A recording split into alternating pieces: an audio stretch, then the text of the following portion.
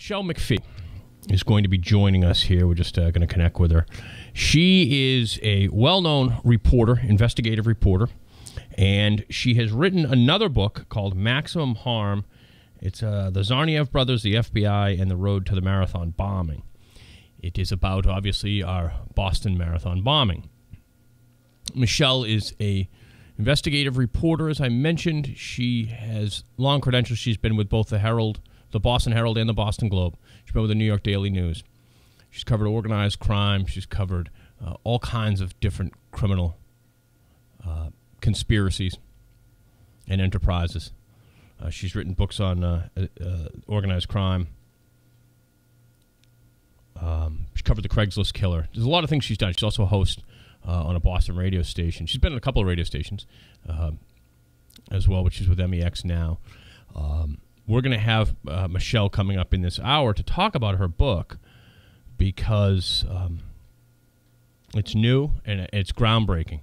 I think that you're going to hear some stuff from Michele that either confirms things you thought you heard or is going to completely blow your mind about who the Tsarnaev brothers were, what their connections are.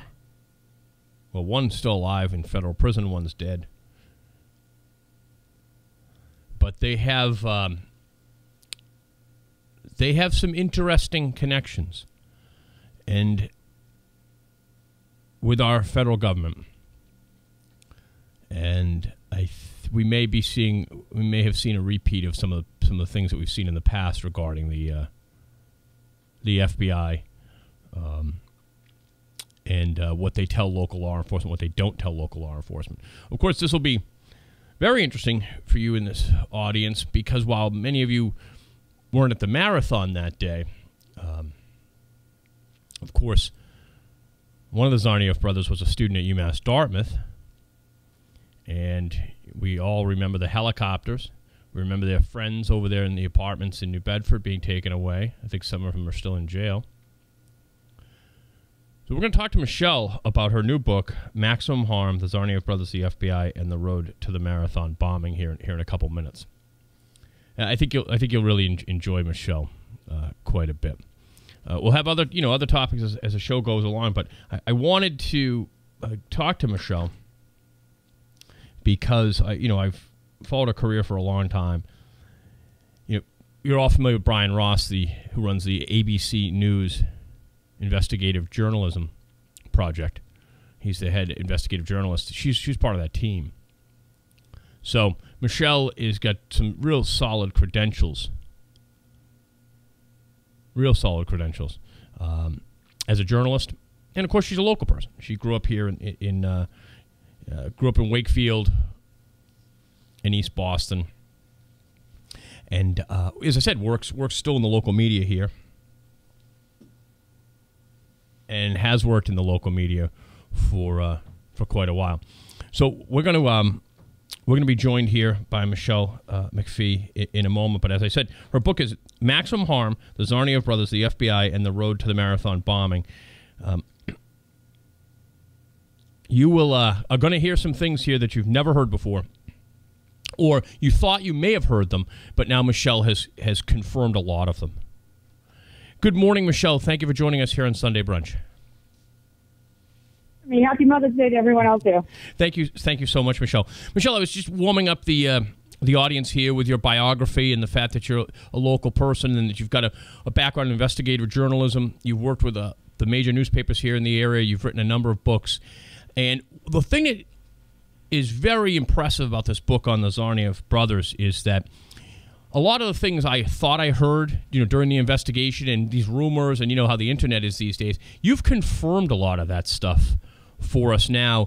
And I think the important thing to remember is that when people get your book is chock full of facts and reports. Go into a little bit of the source documents that you used. Well, that's actually critical. The source documents are critical because there's not one thing in Maximum Harm that's not annotated, that's not backed up by trial testimony, court documents, police reports, government studies, and I think one of the key pieces of information was Tsarnaev's own A file, which at the very least, gave you a timeline of how he came into this country. There's some pretty alarming questions about whether or not the CIA helped the entire Tsarnaev clan come in. You may recall that there was an uncle that came out in Maryland and said, my nephews are losers. That's and right. He was celebrated as a hero for being so outspoken about his two nephews, the marathon bombers. But as it turns out, Ruslan Sarnia, that uncle, has ties to the CIA that were very, very, very close. In 2002, when the entire Tsarnaev family came into the country, Graham Fuller was a high-ranking CIA officer, and he happened to be the station chief for a time in Ankara, Turkey, which is exactly where the whole Tsarnaev family got into the United States in the first place. Michelle, I always thought, when I first heard that story, I thought it was, Alex Jones science fiction. But it turns out, exactly, because it sounded so crazy. I just want to repeat for people. It sounds so crazy. Like, there's so many aspects of this that sound like you need to be fitted for a brand new tinfoil hat. That's why I pointed out to the audience in the beginning, you are a very credentialed journalist, you're accepted by all your peers, and you've done the hard research here. And I just want to go over that again because it was my first question for you, and I'm glad you led with it. Their connection to the CIA was that their uncle is married to the daughter of the former station chief of the CIA office in Ankara, Turkey. Which is just coincidentally exactly where the family got into the country from. And we never hear about that. Except from you, Michelle, we really don't hear about it. Oh, no, nobody hears about it. And even now that the book has come out, I mean, ironically, the book was picked as the book of the week, Maximum Harm was, by the Intelligence Officers Association, which is the former Intelligence Officers Association. So the CIA took a look at this book, and a retired CIA officer, who is now a Boston University professor, gave the book a glowing review. We're talking with Michele McPhee. So clearly, there's a roadmap here that goes right back to the intelligence community. We're talking with Michele McPhee, who's the author of Maximum Harm, the Tsarnaev Brothers, the FBI, and the Road to the Marathon Bombing. Michelle, I want people to go out and read this book, so I don't want to give the whole story away, but talk a little bit about the Tsarnaevs' connections to the FBI. So what we do know, and this is, again, all in writing, is that the Russian FSB, which is the former KGB, the Russian security services, started to intercept text messages between Tsarnaev Tsarnaev and a Canadian jihadi named William Plotnikov, who was in a terrorist training camp in Dagestan, outside of Dagestan in the Northern Caucasus. So the FBI gets a letter from the Russians saying, hey, we're intercepting these text messages from a guy in Cambridge, Massachusetts. His name is Tsarnaev Tsarnaev, and we think he's going to come to Russia and join the jihad. Well, the FBI claims that when Howard interviewed Tsarnaev, they didn't find any cause for concern whatsoever and let it go, after adding him to one terror watch list. Months later, the CIA here in America gets another letter from the FSB. This one says, hey, we've intercepted messages between Tsarnaev Tsarnaev of Cambridge, Massachusetts, his mother, and his mother's cousin, who is a jihadi sympathizer in a group called Union of the Just. The CIA adds him to a second terror watch list, but no action is taken whatsoever. And what happens in January of 2012? Tsarnaev Tsarnaev goes to Russia, joins the jihad. Only everyone that Tsarnaev Tsarnaev met there, high-level terror targets for counterterrorism officials, were tracked and killed. There was a raid in July of 2012 that killed everyone in one of these terrorist training camps, including that Canadian that the FBI had been warned about. The only person who gets out of the region alive is Tsarnaev Tsarnaev, and he is on a plane back to Boston that very same week. And despite the fact that he's on two terror watch lists, he did not have a passport. He was able to breeze right through customs here in Boston's Logan Airport without any problems whatsoever. And a matter of weeks later, he was a prime candidate for citizenship, which is something he had been desperately seeking so he could box for the United States Olympics. Michelle, so it became clear that he was made a promise. You help us, we help you get citizenship. And something went wrong, and he got mad. And that's the crux of the book. Something apparently went wrong. Michelle, you point out that with no visible means of support, he's able to fly around the world. Where's the money come from? He's unemployed. I mean, his death certificate says right on it, never worked. So he never worked. He flew all over the world. He drove a Mercedes. And we know from recent reports, and we know from the ACLU, that becoming an informant, especially on a controversial mosque, like the one that Tsarnaevs and I have attended in Cambridge, Mass., is a very lucrative gig. It's off the books.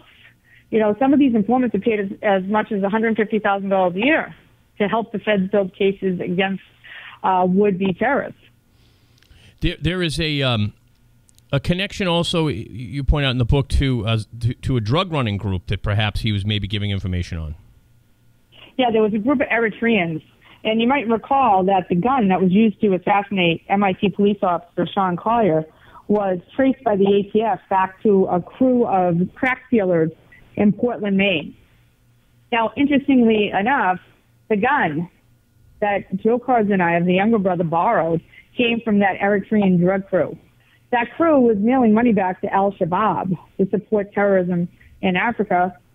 And in the end, that crew got taken down. One of the prime targets in that case was a man named Hamadi Hassan, who had just happened to live not far from Tsarnaev.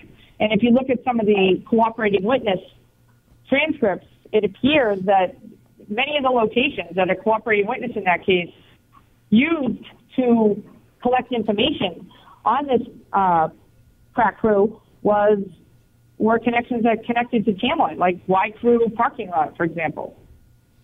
We're speaking with Michele McPhee, who's the author of Maximum Harm, the Tsarnaev Brothers, the FBI, and the Road to the Marathon Bombing, which has come out this year.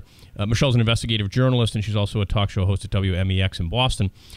Michele, let's get past the bombing. I want people to read the book, and most people know the story of the bombing, but what I found very interesting from your investigation is that immediately after the bombing, although they claim they don't know who it is, the FBI is found in force, and they have a confrontation with the Cambridge police. Where were they, and why do we suspect they were there? Well, I mean, the FBI says it has nothing to do with the marathon bombing, which is ludicrous. So we're expected to believe that there's no connection between teams of FBI agents all over Cambridge, in and around the area where the Tsarnaevs lived, and the Boston Marathon attackers, whose pictures were released at 5:20 p.m., April 18th, 2013. And all of these teams of FBI surveillance agents who were in and around Cambridge that same night had nothing to do with the Tsarnaevs. I mean, that just is absurd for anyone to expect us to believe that. What had happened, and that's the first chapter, is that there were multiple 911 calls, suspicious vehicles idling in and around that area. Cambridge police would try to identify the occupants of these suspicious vehicles and would discover that they were FBI agents. And the FBI would not cooperate with Cambridge police. At one point, it got so bad that a Cambridge cop actually lit up one of these, with lights and sirens, one of these FBI vehicles. The police commissioner for Cambridge was finally called to the scene, and he and a FBI assistant special agent in charge had a heated exchange on Cambridge Street, which just happened to be the very location where Dun Meng, the carjacked businessman, escaped, and where the Eritrean drug dealer, Stefan Silva, who gave Joe Carr the gun, lived. So did another defendant in the case, Robel Filippo. So if we're expected to believe that, you know, the FBI had nothing to do with the Tsarnaevs, but they were all over the area where the Tsarnaevs and their friends lived, I mean, it's absurd. And what we do know that night is that a police sergeant remarked out loud to other cops, someone's going to get hurt tonight. And roughly 10:30 p.m., Sean Collier was assassinated in cold blood. So somebody did get hurt, a police officer on the MIT campus. And it appears that, because what we're talking about here is the photographs had not yet been released, correct? No, they had been released. They had been released. Photographs released at 5:20. I was there when they released them. And then by 6 p.m., there were 911 calls coming in. But the FBI hadn't shared it yet. But the FBI hadn't shared with local officials. Exactly. Well, no. So the photos come out. The FBI is in Cambridge. Nobody knows why. Right. They're not cooperating with the Cambridge police. And the Cambridge police believe, and so do I, that the FBI knew exactly who these brothers were, right, and they weren't sharing. Now, as a journalist, I will tell you this. If I did a story on Tsarnaevs in 2011, and then there's a picture of him as the marathon bomber in 2013, I would probably recognize the guy. Right. So we're expected to believe that the Joint Terrorism Task Force sent 2 agents to this guy's house, and neither one of the agents recognized the subject of an investigation prompted by the Russian FSB, which is highly unusual. I find that very difficult to believe. Michele, do you think the Tsarnaevs were acting alone, or do you think they had a larger support network that was helping them? Well, here is a very terrifying fact. You know, the FBI and U.S. Attorney, now acting U.S. Attorney William Weinreb, have said on the record that they do not believe the Tsarnaevs built the bombs. The question is, who did? Right.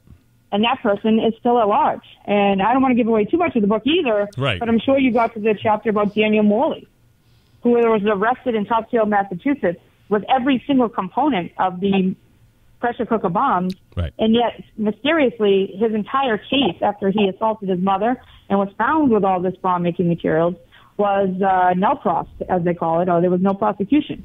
That guy, Daniel Morley, is driving a bus right now in Lynn, Massachusetts. Michele, it's unbelievable because, as I said, of course, we have a close connection to this because it happened in Boston. But down here, we had the younger of the Tsarnaevs brothers was going to UMass Dartmouth, which is just down the road here from the studio. And, of course, some of the other, he's hanging around with guys who lived right in New Bedford. Talk a little bit about that. Well, I think one of the more interesting details is that there was a report the Russians put out about Tamerlan Tsarnaev's trip to Dagestan.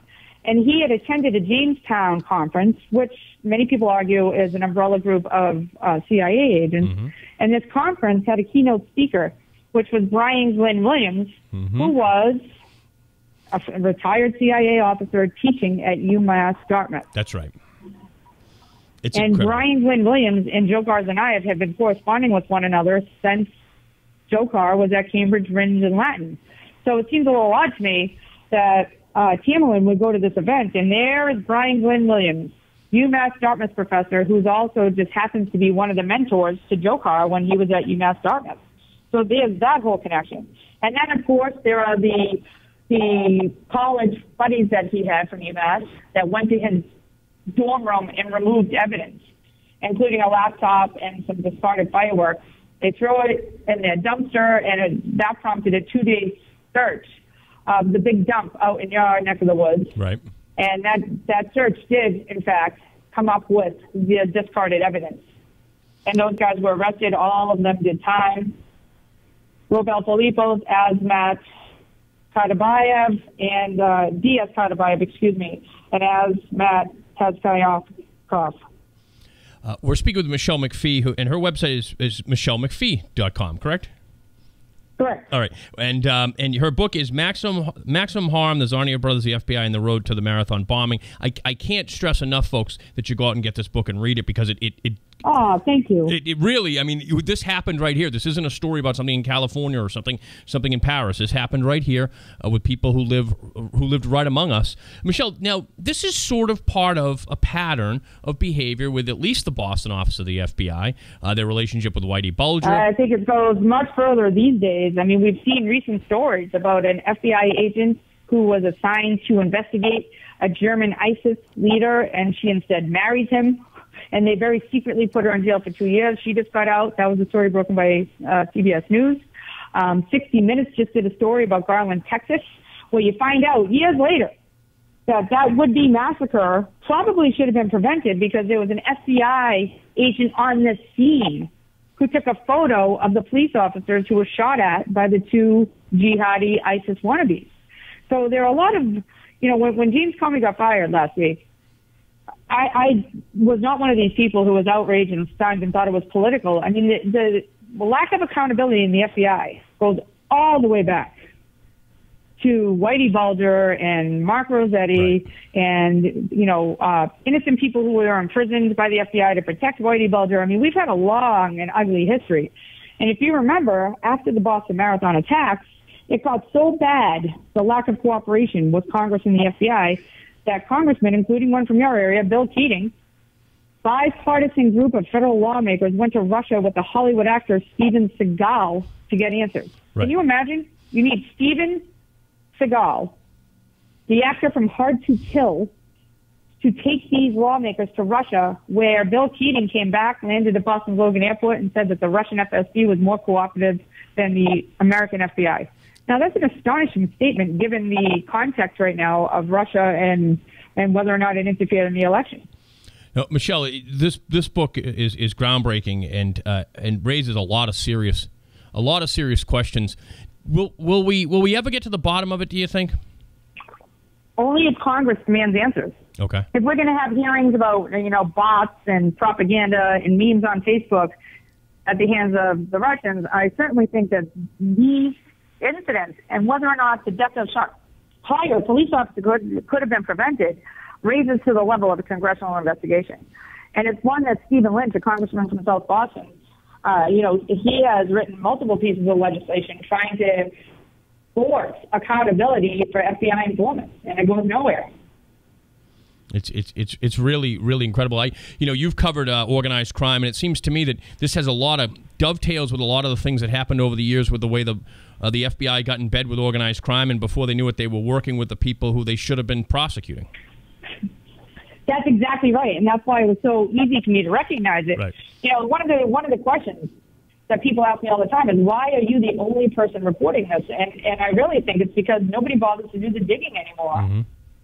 It was very labor intensive. As you can see, every single thing is annotated and documented. It took a lot of work, but the work is worth it because I think that this is an important question. No, this is. I was working for the feds, and the feds really spent a lot of time covering that up. And Dick Donahue almost died. He was dead for 40 minutes, the transit police officer who was shot during that firefight in Watertown. Other cops could have been killed. And obviously, I'm not blaming the government for the bomb that was detonated on April 15th. That's not the point. But the point is, in the aftermath of that attack, once again, just like 9/11, these agencies refused to cooperate with each other, and people died. It's absolutely incredible. Hey, Michele, I want to thank you so much for joining us this morning. Again, it's Michele McPhee, and that's a McPhee, so it's McPhee, Michele with one L, and it's Maximum Harm, the Tsarnaev brothers, the FBI, and the road to the marathon bombing. Again, I can't stress it enough that people go out and get this book and read it because it's absolutely incredible. Thank you so much for joining us, Michele. Well, thank you so much for having me. I really appreciate it. All right, bye, Mel. Thanks for watching, and if you would like to get more videos like this, please hit the subscribe button below on the WBSM channel. Subscribe to WBSM, and that way you'll always get the latest videos here from Sunday Brunch and the other wonderful programs on WBSM.